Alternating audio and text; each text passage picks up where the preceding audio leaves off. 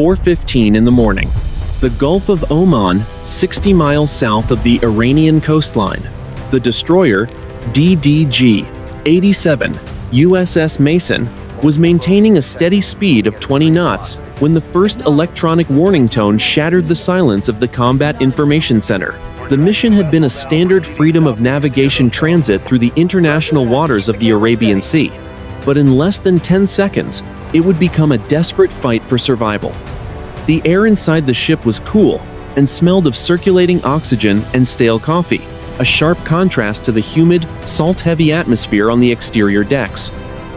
Outside, the pitch-black water of the Gulf moved in long, rhythmic swells, under a moonless sky, hiding the violence that was descending from the upper atmosphere.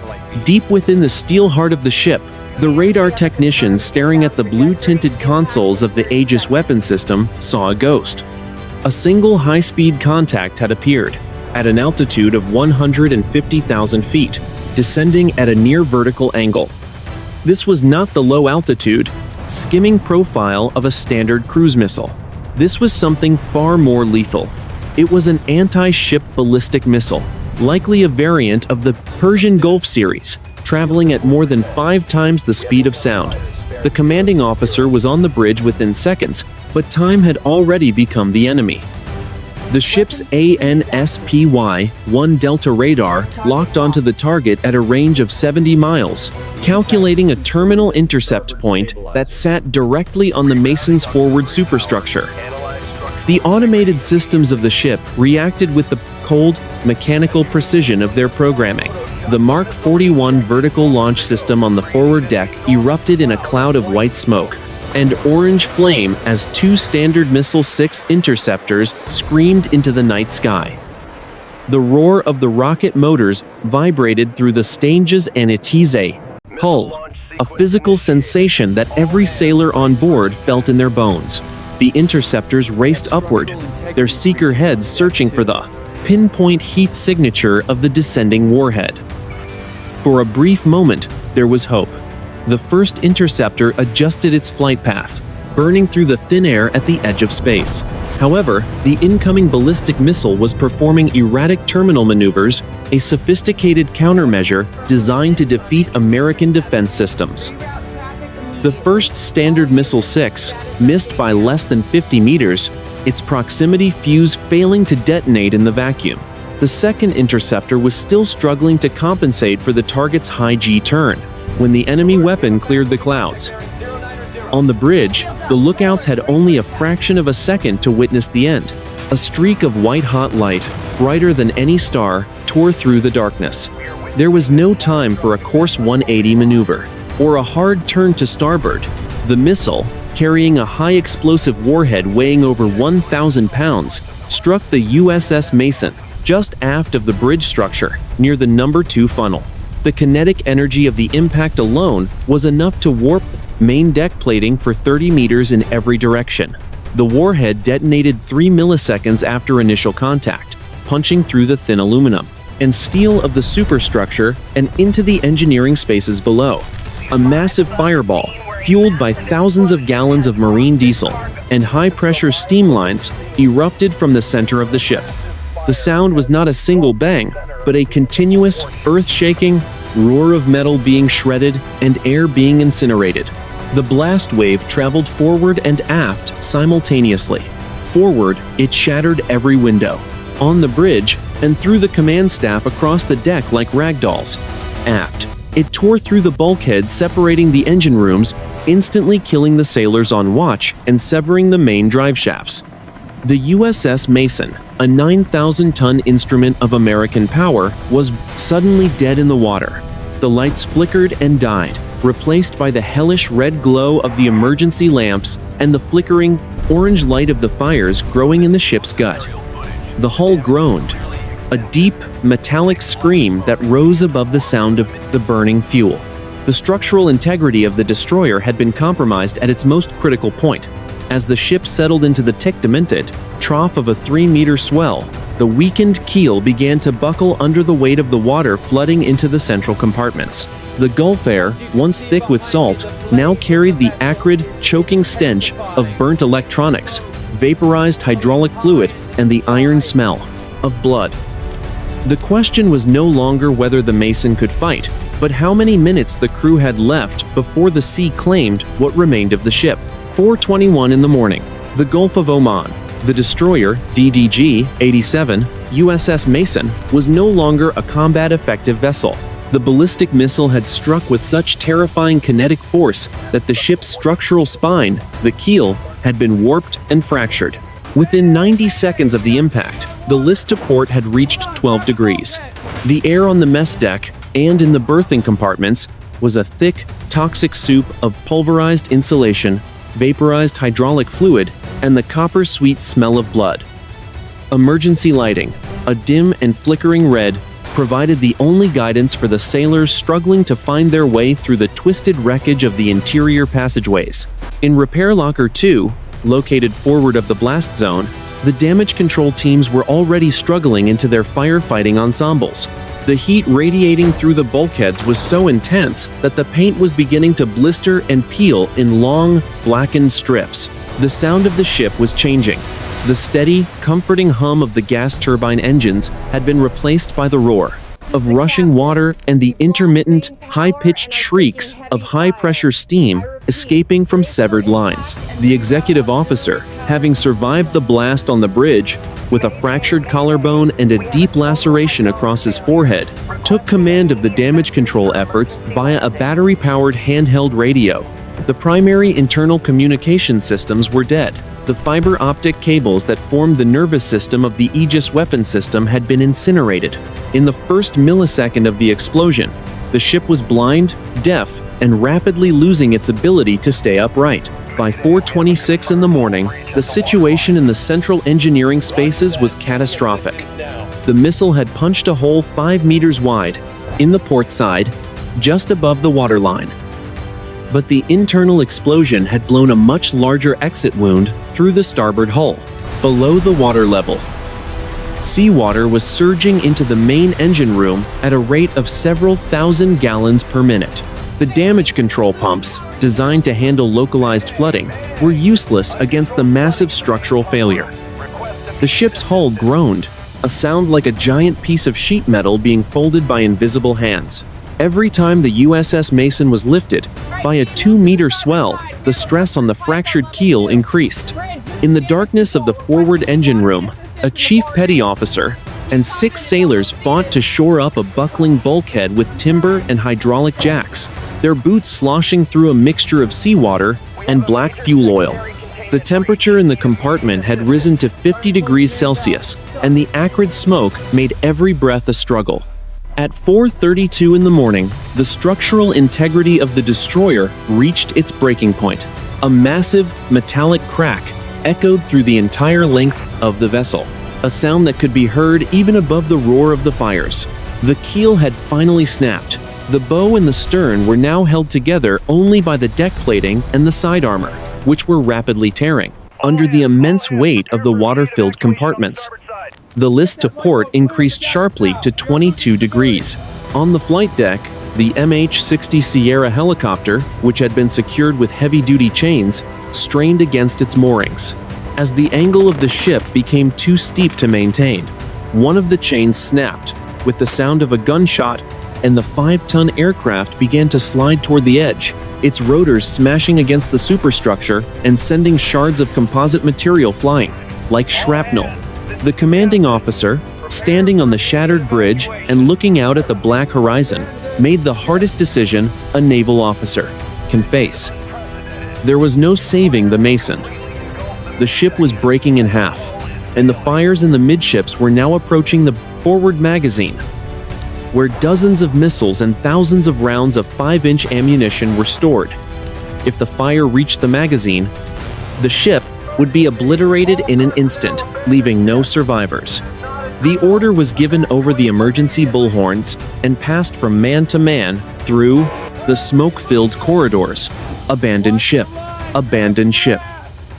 The evacuation was a scene of disciplined chaos. Sailors launched life rafts into the oil-slicked water, the orange plastic pods inflating with a hiss of compressed air. Wounded personnel were carried on stretchers or over the shoulders of their shipmates, lowered carefully into the bobbing rafts as the deck beneath them continued to tilt toward the sea. The smell of the ocean was now mixed with the heavy, cloying scent of burning rubber and the sharp chemical bite of the foam used by the fire teams in their final, desperate minutes.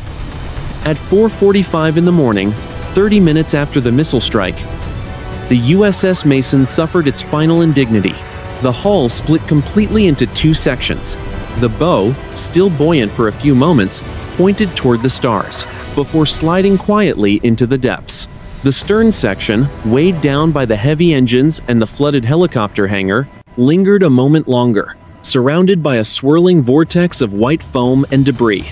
Then, with a final, mournful hiss of trapped air, it disappeared beneath the surface of the Gulf of Oman. Silence fell over the water, broken only by the splashing of survivors and the distant crackle of floating debris that was still on fire.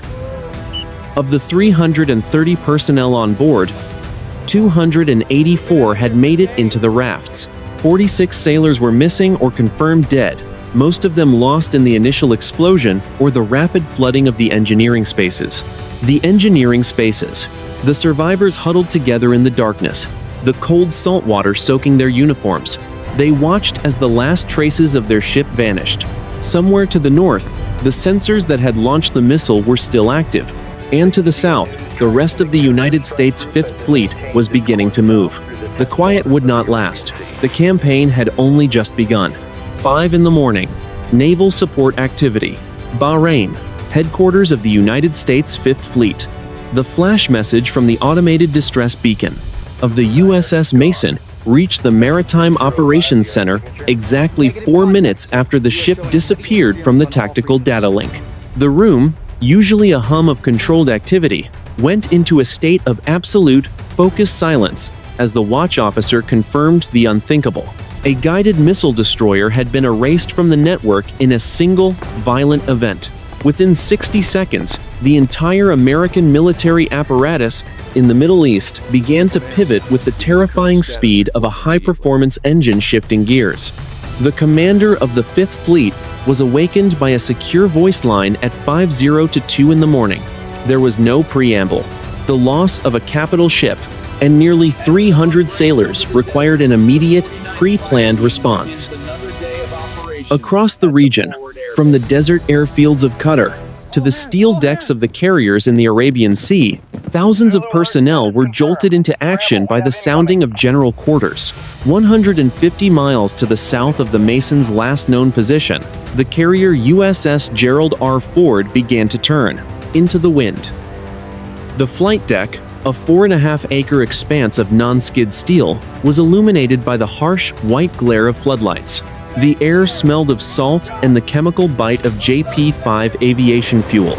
Blue-shirted sailors scrambled to pull chocks and chains from the wheels of FA-18 Gulf Growlers and E-2 Charlie Hawkeye early warning aircraft. The steam from the catapults hissed into the cool morning air, creating a white mist that swirled around the feet of the final checkers. The Gerald R. Ford was the centerpiece of Carrier Strike Group 12, and its response was systematic. At 5:15 in the morning, the first E-2 Charlie Hawkeye was slung off the deck, its rotating radar dome already scanning the horizon for any sign of a follow-up attack. It was followed quickly by a 4-ship flight of FA-18 Super Hornets, their afterburners carving twin holes of orange fire into the dark sky as they climbed to 30,000 feet. Their mission was simple: establish a combat air patrol and kill anything that moved toward the surviving life rafts. In the carrier's Tactical Flag Command Center, the air was cold and filled with the low-frequency drone of server racks. The admiral and his staff stood before a wall-sized digital display showing the entire Gulf of Oman in neon blues and greens. Every American asset in the region was now represented by a specific icon. All of them converging on coordinates 24 degrees 40 minutes north, 58 degrees 10 minutes east. The destroyer USS Winston S. Churchill and the cruiser CG-73 USS Port Royal were ordered to flank speed. They were 40 miles away, their 4-gas turbine engines screaming as they pushed the hulls through the swells at 34 knots.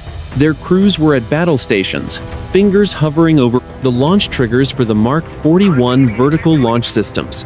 Every radar on the ships was pushed to maximum power, radiating a wall of electronic energy that could detect a bird at 100 miles. The technical coordination was seamless.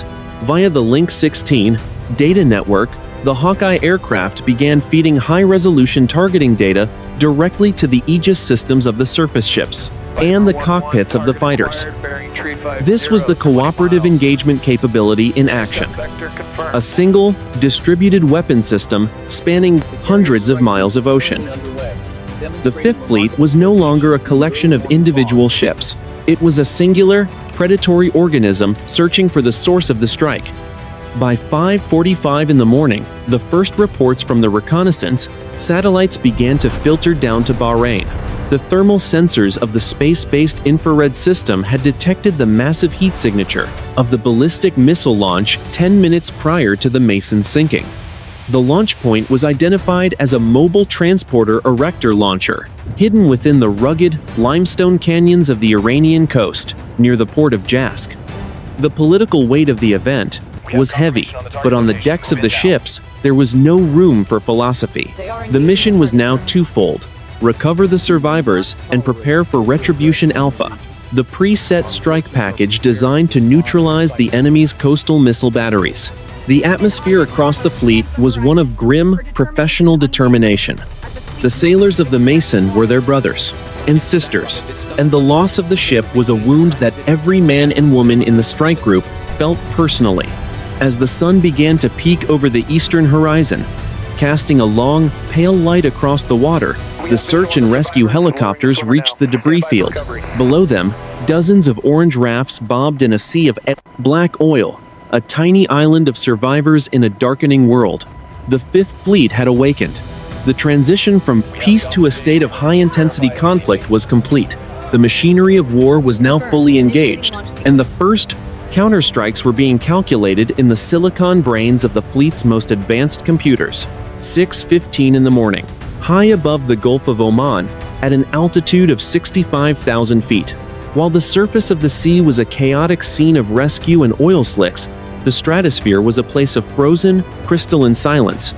In this thin, freezing air, the RQ-4 Global Hawk unmanned surveillance aircraft drifted on its long, slender wings, its engine a faint, distant hum that could not be heard from the ground. It was the Predator's shadow, an invisible eye that had been orbiting the region for 14 hours, and it was now the primary tool for the United States military's intelligence gathering. The aircraft's synthetic aperture radar and long-range electro-optical sensors were focused 10 miles inland from the Iranian port of Jask. Below the Global Hawk, the jagged, sun-bleached ridges of the Makran Mountains rose like the spine of a prehistoric beast, their deep canyons filled with long, dark shadows that the morning sun had not yet reached. To a human observer, the terrain looked empty and desolate, but to the multispectral sensors of the drone, the mountains were glowing with hidden information. The process of finding the needle in the haystack was systematic and cold. In a windowless control room thousands of miles away at Grand Forks Air Force Base and mirrored in the intelligence centers of the Fifth Fleet in Bahrain, analysts watched high-resolution feeds that mapped the heat signatures of the Earth. They were looking for the thermal fingerprint of a heavy vehicle, the specific heat ghost left behind by a multi-axle transporter erector launcher that had recently fired a large solid-fuel rocket. At 6:25 in the morning, a National Reconnaissance Office satellite passing over the region detected a microscopic anomaly in the infrared spectrum. A small patch of sand and rock, tucked beneath a camouflage netting system in a narrow ravine, was exactly 12 degrees Celsius warmer than the surrounding terrain. This was the hotspot where the missile's exhaust had scorched the Earth 40 minutes prior. The Global Hawk was immediately retasked. It banked into a wide, graceful turn, its sensors slave to the new coordinates: 25 degrees, 32 minutes north, 57 degrees, 45 minutes east. As the drone's camera zoomed in, The grainy gray image resolved into sharp, high-definition detail. Beneath the netting, the analysts saw the distinct shape of a 10-wheeled heavy truck. The missile rail was still in the vertical position, cooling slowly in the morning breeze. This was the weapon that had killed the USS Mason. But it was not alone. The Predator's shadow began to expand its search radius, following a set of fresh tire tracks that led deeper into the canyon system. Within 8 minutes, the sensors identified 3 more similar vehicles hidden in nearby caves. The Iranian Coastal Defense Unit had not just fired a single shot. They were a mobile battery, repositioning to prepare for a second salvo. The air in the Tactical Operations Center in Bahrain grew tense. As the target folders were digitally populated, each vehicle was assigned a unique tracking number. The coordinates were verified by 3 independent sources, including signal intelligence from an Air Force RC-135 Rivet joint aircraft that was loitering over the northern Arabian Sea.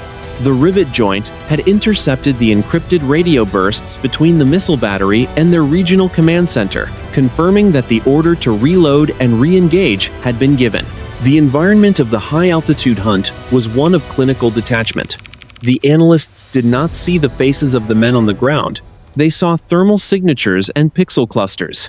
They smelled the recycled air of their control rooms and heard the clicking of computer mice. Yet, the data they were generating was the lifeblood of the coming storm. At 6:40 in the morning, the target data was transmitted via the Global Information Grid to the cockpits of the FA-18 Super Hornets and the EA-18 Gulf Growlers, already orbiting 50 miles offshore. On the digital moving maps of the pilots, 4 red diamonds appeared, marking the exact locations of the mobile launchers. The electronic warfare suite of the Growlers began to radiate a soft, low-power probing signal, testing the enemy's radar responses. They were looking for the HQ-9 surface-to-air missile batteries that were known to protect this sector of the coast. The Predator's shadow had found the target, but the path to it was guarded by a wall of invisible electronic daggers. The sun was now fully above the horizon, casting a harsh, flat light over the Gulf of Oman.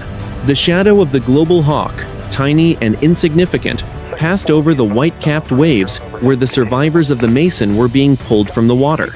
The time for observation was ending. The data had been gathered, the targets were locked, and the hammer of the United States Navy was being pulled back to full cock. 7 in the morning. The flight deck of the aircraft carrier USS Gerald R. Ford. The air above the carrier was a screaming vortex of sound and the searing heat of jet exhaust. The morning sun, rising low and orange over the horizon, caught the polished canopies of the strike fighters as they were taxied into position over the electromagnetic catapults. The deck crews, dressed in their color-coded jerseys, moved with the synchronized speed of a professional racing team. The smell of burnt fuel and salt spray was thick, a physical weight that every sailor on the flight deck inhaled with every breath. This was the launch of Retribution Alpha, the heavy response to the destruction of the USS Mason. The strike package was a formidable assembly of American naval aviation, 16 FA-18 Super Hornets, each carrying a heavy load of 2,000-pound Joint Direct Attack munitions, and AIM-120 air-to-air missiles were the primary hammers. They were accompanied by 4 EA-18 Gulf Growlers, specialized electronic warfare aircraft designed to blind the enemy's eyes.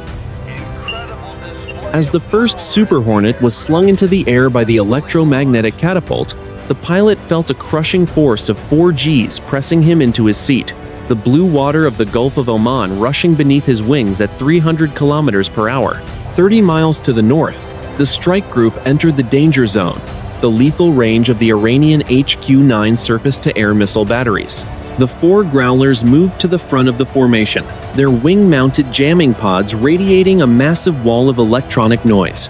On the radar screens of the Iranian defenders, the clear image of the approaching American jets was suddenly replaced by a chaotic blizzard of static and false targets. The electronic war was being fought in the invisible spectrum, a silent duel of algorithms and frequency-hopping pulses. The flight leader, a commander with over 2,000 hours in the cockpit, adjusted his oxygen mask and checked his tactical display. On his screen, The 4 red diamonds provided by the Global Hawk drone were glowing brightly. They were now 80 miles from the target coordinates: 25 degrees 32 minutes north, 57 degrees 45 minutes east. The Super Hornets began their climb to 35,000 feet, seeking the thin air where their engines could push them toward the speed of sound.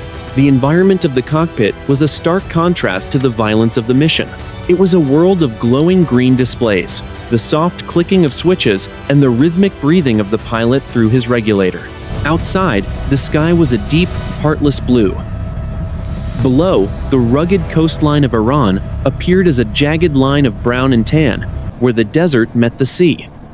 The mountains of the Makran range looked like crumpled paper, their deep shadows concealing the mobile launchers that had fired the fatal shot. At 7:15 in the morning, the go command was issued by the admiral aboard the Gerald R. Ford. The rules of engagement were clear: identify, track, and destroy the ballistic missile units and any supporting radar infrastructure. The Super Hornets split into 4 divisions of 4 aircraft each, fanning out in a wide arc to approach the coastline from multiple directions. This was designed to saturate the enemy's defenses, forcing them to choose between targets while the Growlers continued to suppress their communications. The pilots checked their master arm switches. Under the wings of the lead Super Hornets, the white bodies of the AGM-88 HARM missiles, the high-speed anti-radiation missiles, were ready to home in on any radar that dared to transmit. The tension in the formation was palpable, a sharp electric energy that hummed through the radio channels. They were no longer just flying a mission. They were the delivery system for a nation's resolve. As the strike package crossed the 12-mile limit of territorial waters, the first Iranian search radar attempted to lock onto the formation. It lasted for exactly 3 seconds before the lead Growler detected the signal and automatically assigned a target priority. The pilot of the lead Super Hornet saw the target-acquired symbol flash on his heads-up display. He pressed the red button on his control stick, and the first missile of the counterstrike dropped from its rail, its rocket motor igniting with a roar that could be felt through the airframe.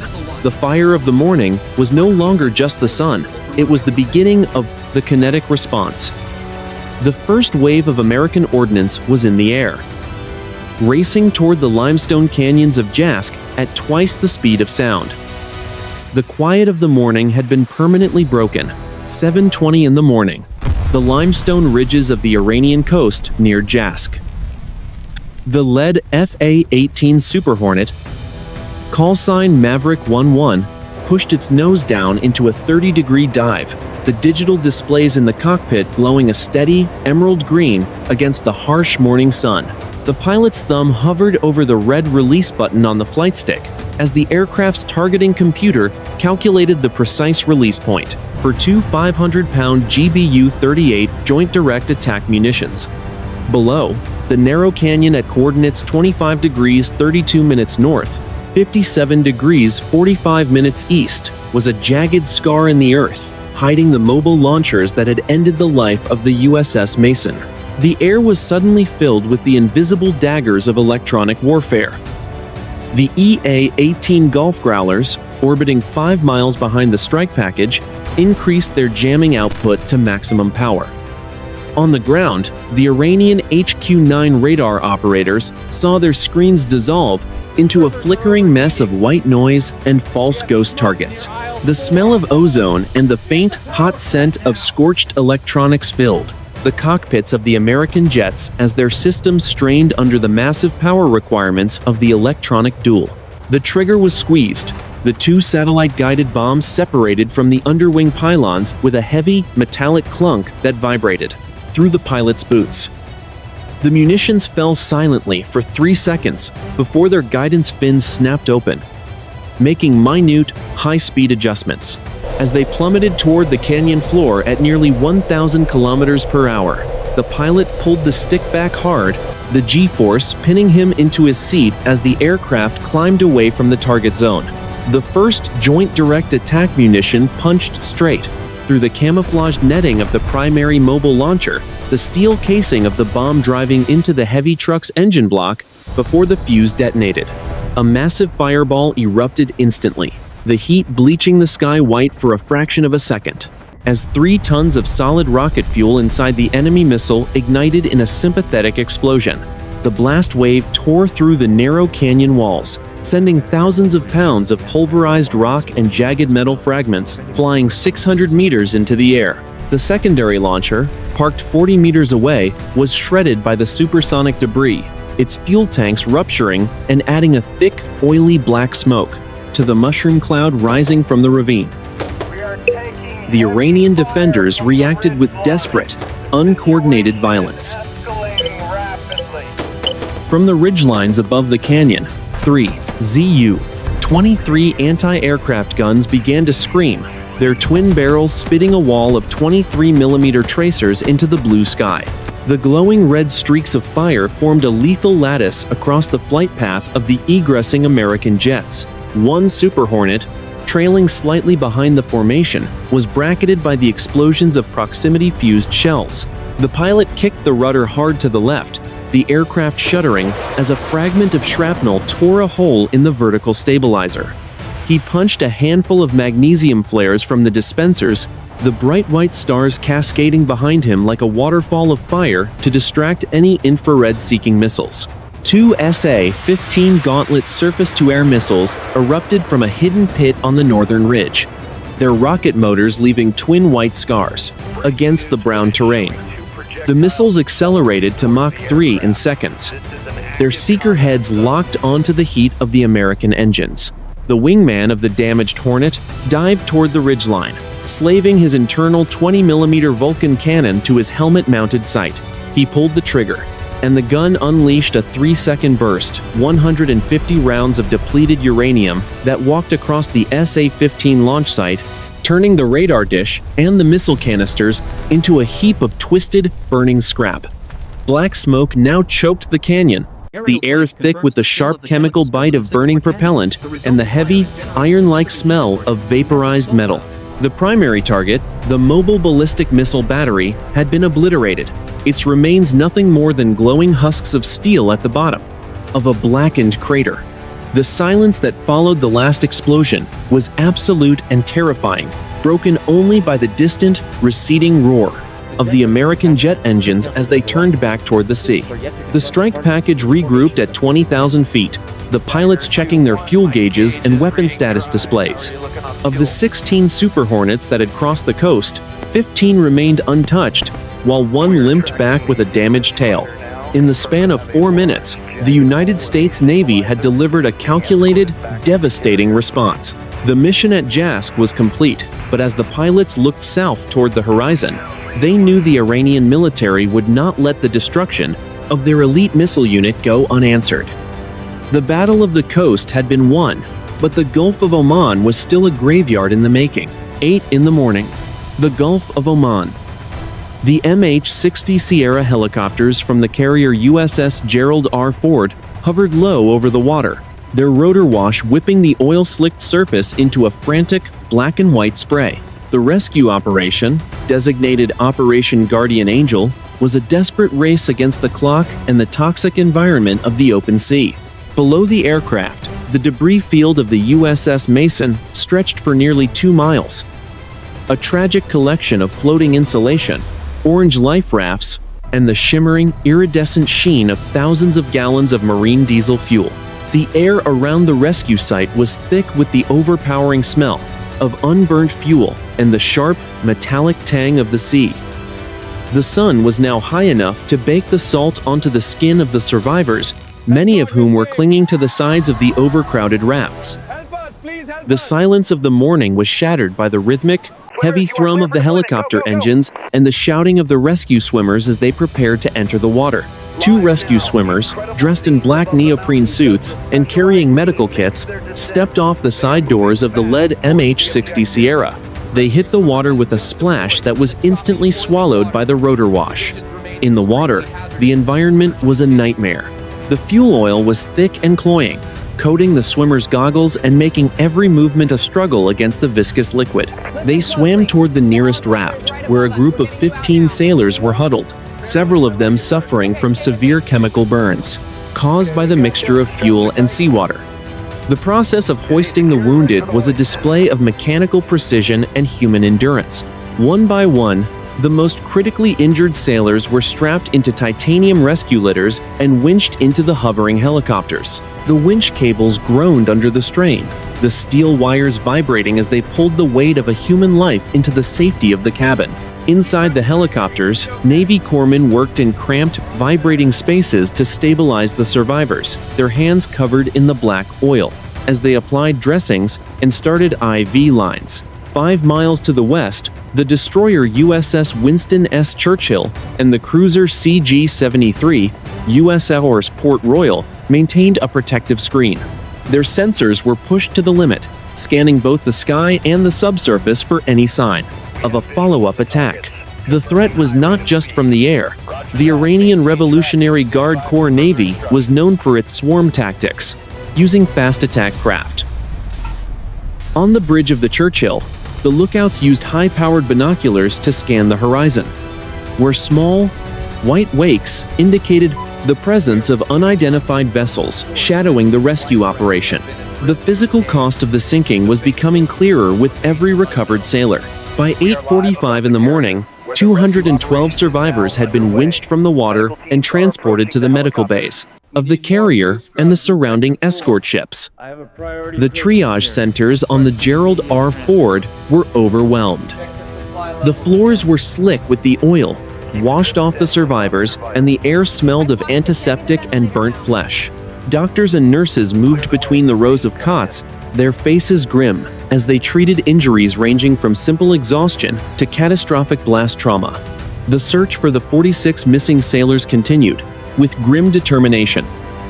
The helicopters flew in an expanding square pattern, their crews using forward-looking infrared sensors to search for any heat signature that might indicate a lone sailor in the water.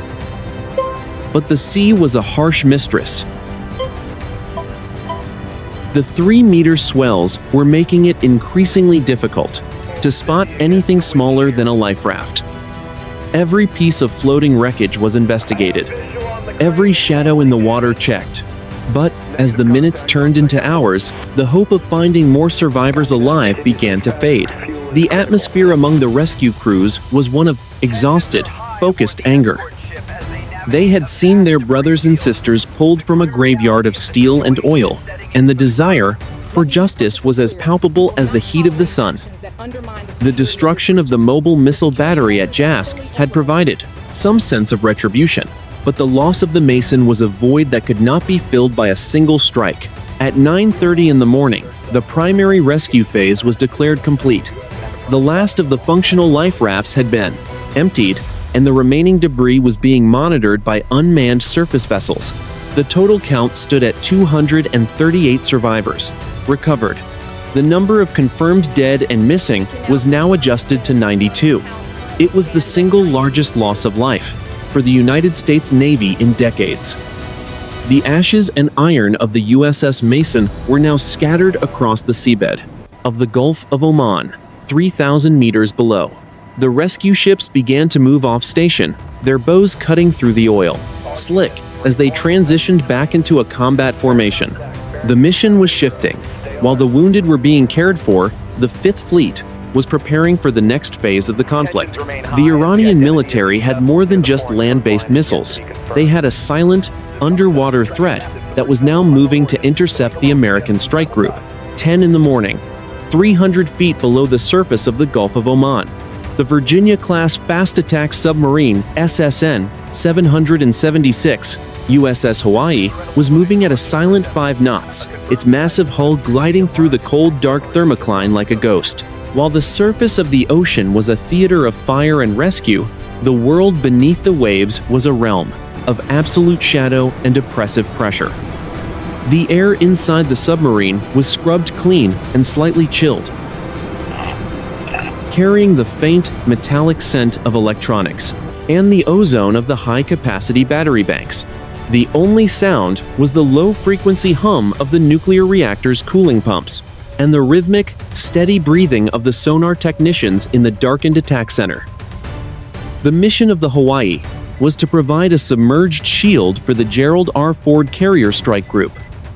For 3 hours, the sonar team had been tracking a series of faint, intermittent acoustic transients coming from the north, near the Iranian territorial limit.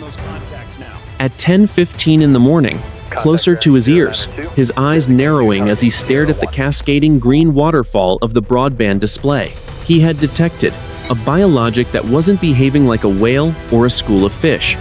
It was a rhythmic, mechanical pulse, the signature of a cavitating propeller from a diesel-electric engine. The contact was identified as an Iranian Ghadir-class midget submarine, a small but lethal vessel designed specifically for ambush operations in the shallow, cluttered waters of the Gulf.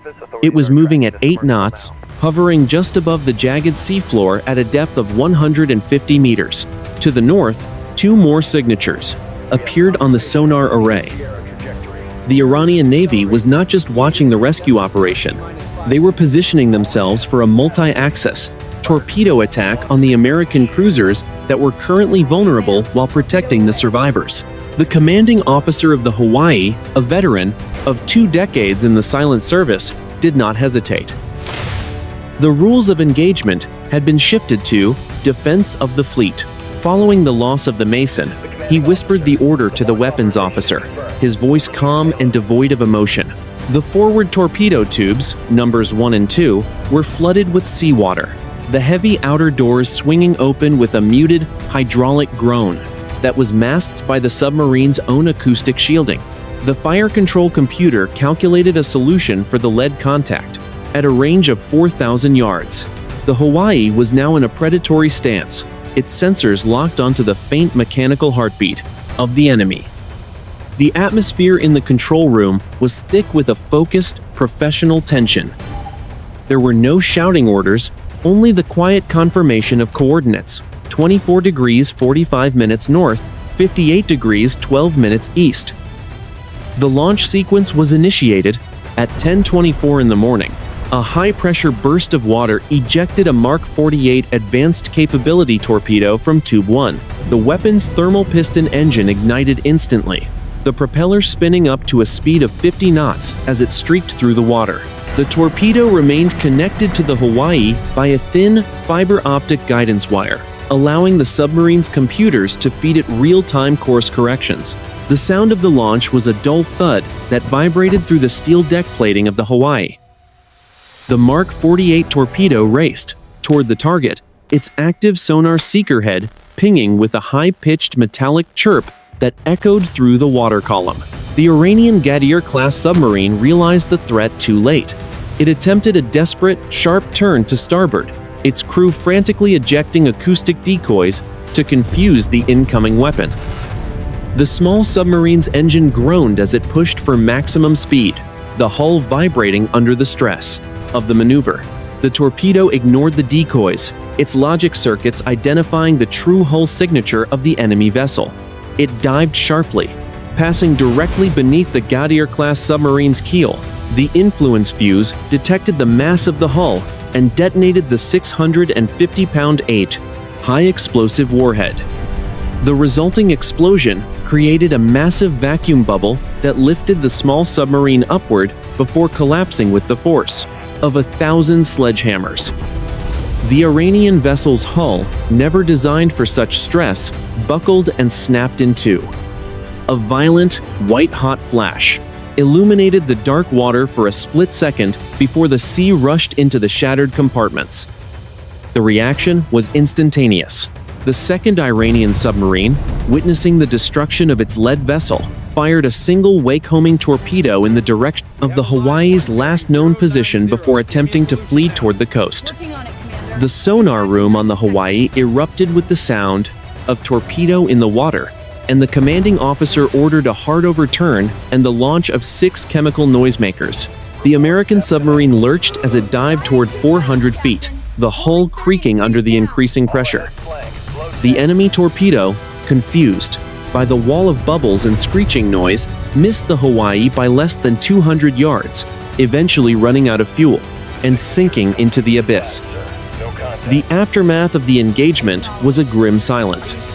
On the sonar screens, the signature of the first Ghadir-class submarine had vanished, replaced by the chaotic sounds of debris hitting the ocean floor and the final, haunting knocking of air pockets escaping the wreckage. The other two Iranian vessels had turned back, their acoustic traces fading as they retreated into the safety of their coastal waters. The Hawaii leveled off at 500 feet, its crew returning to a state of silent watch. The underwater threat had been neutralized for the moment, but the victory felt hollow. Another ship had been claimed by the Gulf, and the invisible war beneath the waves was only getting more dangerous. The submarine continued its patrol, a lone guardian in the dark, while above them, the Fifth Fleet prepared for the final suppression of the enemy's offensive reach. 11 in the morning. The Gulf of Oman and the southern coast of Iran. The cruiser, CG-73, USS Port Royal, turned its bow toward the northern horizon, its sleek hull cutting through the whitecaps at a steady 15 knots. While the search for the missing sailors from the USS Mason continued 10 miles to the south, the Port Royal was preparing to execute the second phase of Retribution Alpha. This was the suppression of the second salvo, a coordinated, multi-axis strike designed to decapitate the Iranian Coastal Missile Command before they could launch a follow-up attack on the carrier strike group. The air on the bridge of the cruiser was silent and cool, but the atmosphere in the Combat Information Center was electric, with the focus of a predator closing in for the kill. The primary targets were a series of hardened, underground missile silos and mobile launch pads located 15 miles inland, buried deep within the granite folds of the Bashagard Mountains. Intelligence from the RQ-4, Global Hawk drone and satellite thermal imagery had confirmed that 4 additional ballistic missile units were being fueled and programmed for launch. The threat was no longer theoretical. It was an active countdown. At 11:05 in the morning, the commanding officer of the Port Royal issued the order to commence launch. From the forward and aft Mark 41 vertical launch systems, a series of massive steel hatches snapped open. With a deafening roar and a sudden, blinding flash of orange light, 32 Tomahawk land attack missiles erupted. From the deck in 4-second intervals, the missiles cleared the ship in a cloud of white smoke that smelled of sulfur and high-grade propellant, their booster rockets pushing them to 500 feet before the small, folding wings snapped out and the turbojet engines took over. The environment of the launch was a testament to American engineering. The deck of the cruiser shuddered under the sheer force of the thrust, and the heat blast was so intense that it scorched the non-skid coating on the nearby bulkheads. The 32 Tomahawks, now flying at 500 miles per hour, just 50 feet above the surface of the water, fanned out into a wide formation to approach the coast from different vectors. This was designed to overwhelm the remaining Iranian HQ-9 surface-to-air missile batteries that had survived the morning's earlier airstrikes. Simultaneously, 2 B-2 Spirit bombers, which had flown a non-stop mission from Whiteman Air Force Base in Missouri, were entering the region from the north. These massive, black-winged ghosts were orbiting at 50,000 feet, completely invisible to the Iranian radar network. Each bomber carried 16 2,000-pound GBU-31 Joint Direct Attack munitions. Their mission was to provide the heavy hammer for targets that were too deeply buried for the Tomahawk missiles to destroy. The coordination between the surface fleet and the Air Force was managed through a high-bandwidth satellite link. At 11:22 in the morning, the first wave of Tomahawks crossed the shoreline, their terrain contour matching systems guiding them through the jagged mountain passes at supersonic speeds. The Iranian defenders, desperate to protect their remaining assets, fired 10 SA-15 Gauntlet missiles into the sky. 2 Tomahawks were intercepted and disintegrated in mid-air, but the remaining 30 missiles continued their relentless flight. The result of the strike was catastrophic for the Iranian missile infrastructure.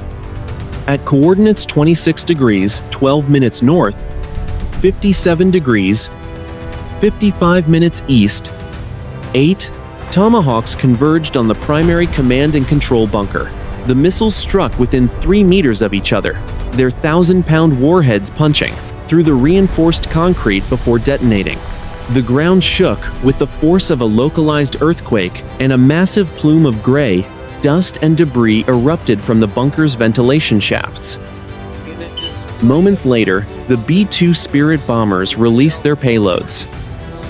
The 32 precision bombs fell through the thin mountain air, guided by GPS, to the coordinates of the hidden silos. The impact was a series of deep, muffled thuds that sent tremors through the entire mountain range. The hardened lids of the silos were cracked, caved in, burying the ballistic missiles and their crews under thousands of tons of rock and twisted steel. One silo suffered a catastrophic secondary explosion as the fuel of the missile inside ignited, sending a pillar of fire 300 meters into the sky that could be seen by the lookouts on the Port Royal, 30 miles away. By 11:45 in the morning, the second salvo had been permanently suppressed. The Iranian coastal defense network in this sector had been effectively neutralized. The air over the mountains was thick with the smell of pulverized stone and the acrid smoke of burning high explosives.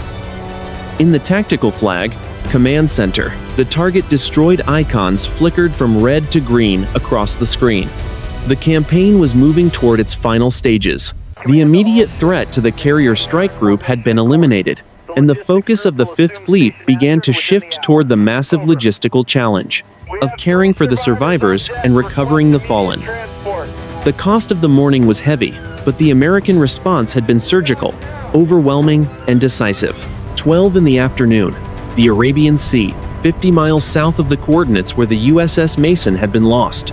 The logistics ship TAKE-14, the United States naval ship Cesar Chavez, was already moving into station alongside the aircraft carrier USS Gerald R. Ford. The two massive vessels, collectively displacing over 140,000 tons of steel, maintained a steady speed of 15 knots, separated by only 45 meters of churning, white-capped water. This was the lifeline in motion, an underway replenishment operation, designed to sustain the carrier strike group after the massive expenditure of fuel and ordnance during the morning's retaliatory strikes. The air between the ships was a deafening tunnel of wind, carrying the sharp, chemical scent of JP-5 aviation fuel, and the heavy, metallic smell of the sea. On the replenishment stations of both ships, teams of sailors in green and yellow jerseys worked, with practiced, mechanical efficiency. High-tension steel cables were shot across the gap, followed by heavy fuel hoses and cargo lines. At 12:15 in the afternoon, the first of 4 massive fuel probes locked into the carrier's side with a heavy, hydraulic thud. 300,000 gallons of jet fuel began to surge through the lines, the thick rubber hoses pulsating with the pressure of the transfer. The logistical scale was immense. While the fuel flowed, the Cesar Chavez began transferring 64 pallets of critical supplies via a vertical replenishment using 2 MH-60 Sierra helicopters. The aircraft shuttled back and forth like giant insects, carrying sling loads of spare parts, medical supplies, and thousands of pounds of fresh food. Each pallet was lowered onto the carrier's flight deck with precision, where forklift crews immediately moved them into the massive elevators to be distributed throughout the ship's 3,000-room interior. Simultaneously, the most somber phase of the logistics mission was taking place on the carrier's aft cat, or rear catapult area. 4 CMV-22 Osprey tilt-rotor aircraft were being loaded with the most critically injured survivors of the USS Mason. The interior of the Ospreys had been converted into flying intensive care units, staffed by Navy surgical teams who had been flown in from the regional medical center in Bahrain. The physical sensation of the medevac was one of urgent, vibrating intensity. The wounded sailors, many wrapped in white bandages that were already stained with black oil and blood, were strapped into specialized litters. The air inside the Ospreys smelled of rubbing alcohol, sweat, and the hot hydraulic fluid of the aircraft's tilting nacelles. At 12:45 in the afternoon, the flight deck officer gave the signal, and the first Osprey lifted vertically from the deck. Its rotors transitioned forward, and the aircraft accelerated to 500 kilometers per hour, heading for the advanced medical facilities at Landstuhl Regional Medical Center via a staging base in Oman. The tactical coordination of the lifeline required absolute focus. While the ships were connected by fuel lines, they were at their most vulnerable to submarine or air attack. The cruiser USS Port Royal and 2 remaining destroyers maintained a tight ring of steel around the replenishment formation, their sonar and radar systems pushed to maximum sensitivity. The coordinates 24 degrees 10 minutes north, 58 degrees 5 minutes east were a hive of activity in an otherwise empty ocean. By 1:30 in the afternoon, the transfer of 13,000 tons of fuel and supplies was complete. The Cesar Chavez broke away, its wake crossing behind the carrier as it headed toward its next rendezvous point. The strike group was now fully resupplied, its magazines replenished with the precision-guided munitions used to suppress the Iranian missile batteries. The logistics operation was not just about fuel and bullets, it was about the restoration of the fleet's soul. As the last medevac Osprey disappeared into the hazy horizon, a heavy, professional quiet settled over the Gerald R. Ford. The immediate chaos of the morning had been replaced by the steady, grinding reality of a sustained military campaign. The lifeline had held, and the Fifth Fleet was now prepared for the long, difficult task of establishing a permanent security perimeter in the blood-stained waters of the Gulf of Oman. 2 in the afternoon on the 14th of March, 2026, the Maritime Operations Center in Bahrain. Inside the climate-controlled silence of the flagship's intelligence center, the final battle damage assessment was being compiled for the National Security Council. The air was sterile and cold, carrying only the faint ozone smell of high-capacity server racks and the quiet clicking of keyboards. On the massive digital displays that dominated the front wall, the red icons that had represented the Iranian coastal threat were now grayed out, marked with the white X of confirmed destruction. This was the clinical accounting of the morning's violence, the cost of a 5-hour war in the Gulf of Oman. The report began with the most painful entry: the total loss of the destroyer DDG-87, USS Mason.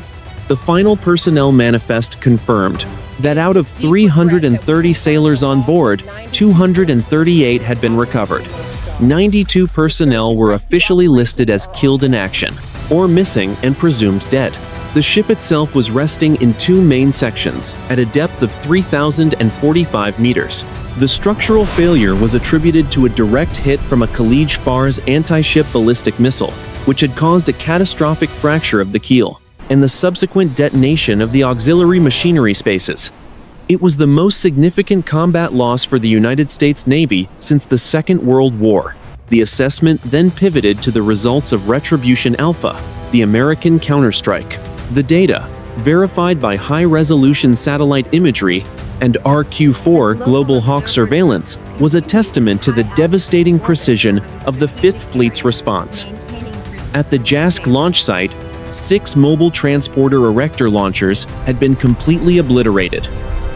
Thermal analysis of the craters confirmed that the secondary explosions had destroyed the entire inventory of ready-to-fire ballistic missiles held by the regional battery. Further inland, the strike by the B-2 Spirit bombers had achieved a 100% neutralization rate of the hardened command infrastructure.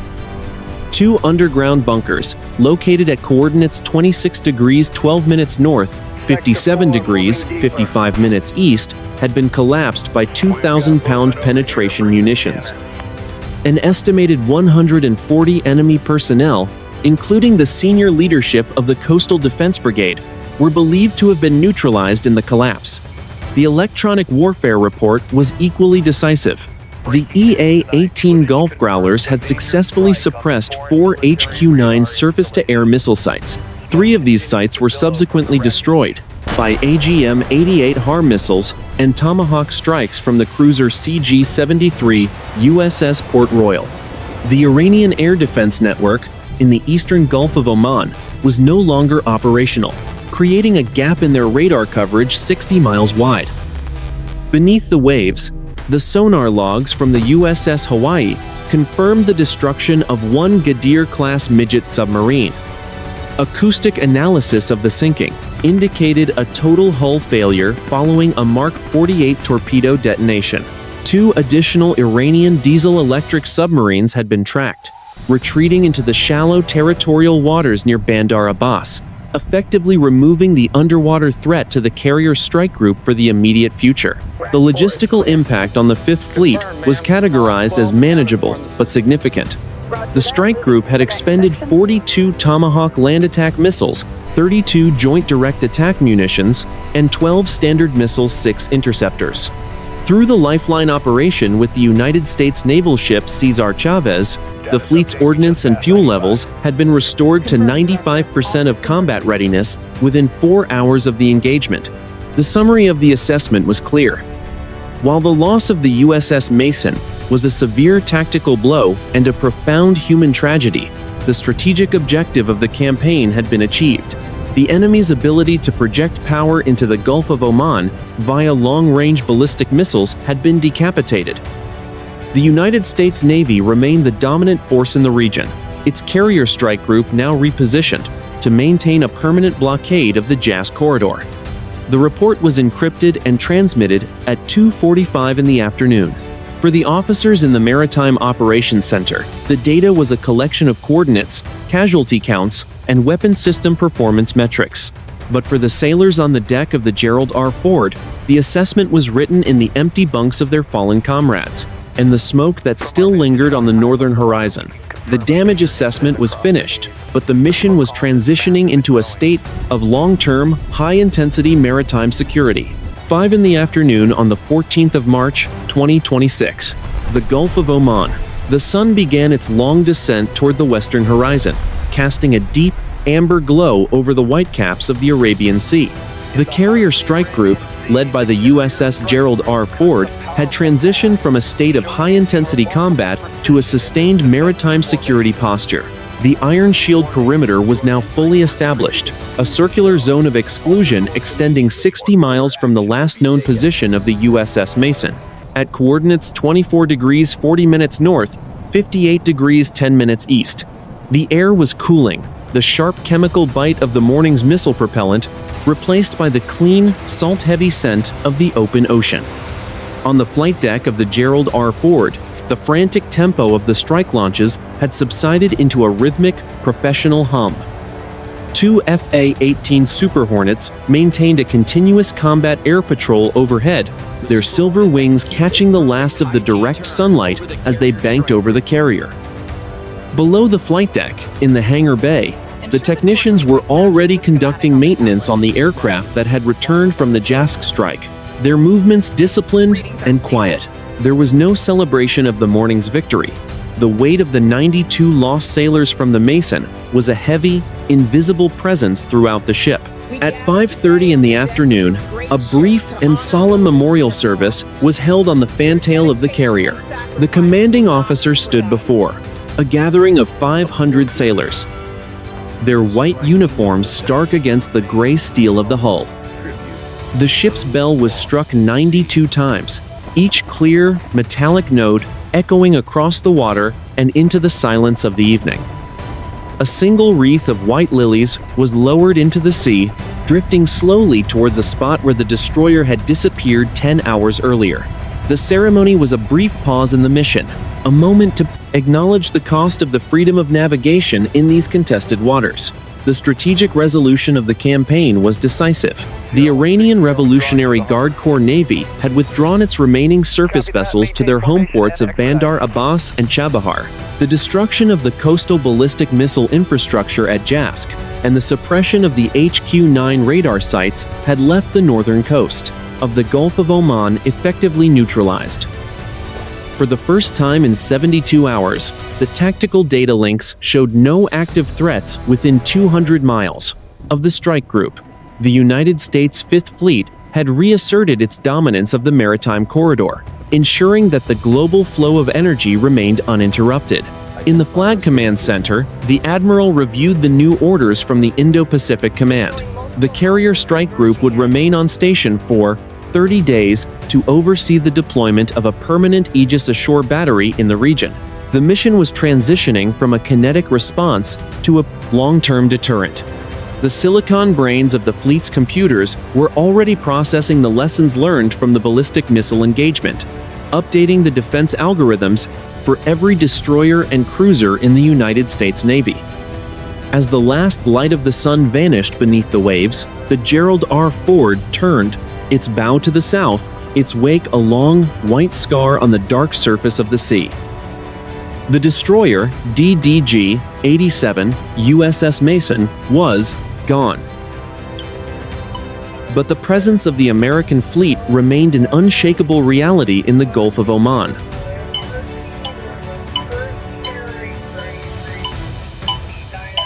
The fires in the Bashagard Mountains had burned down to glowing embers, and the silence of the night returned to the limestone canyons.